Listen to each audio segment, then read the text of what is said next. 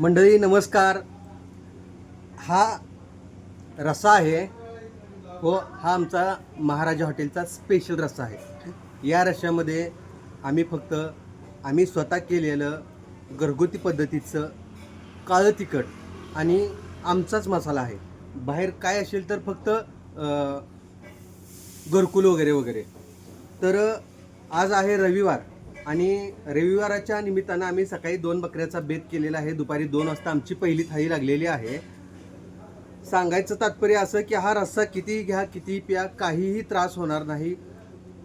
अपचन, पित्त, उलटी, जळजळ, मळमळ या रश्श्यामुळं काहीच होणार नाही. त्याच्यामुळं महाराजा हॉटेलचा स्पेशल रस्सा, चुलीवर शिजवलेलं गावरान मटण, गरमागरम भाकरी, सूप आणि तूप टाकलेलं गिजगा राईस खायचं असेल, 250 मध्ये पोट भरायचं असेल तर फक्त महाराजा हॉटेल. क्वालिटी, क्वांटिटी, शुद्धता आणि स्वच्छता कुठं मिळते तर महाराजा हॉटेललाच मिळते.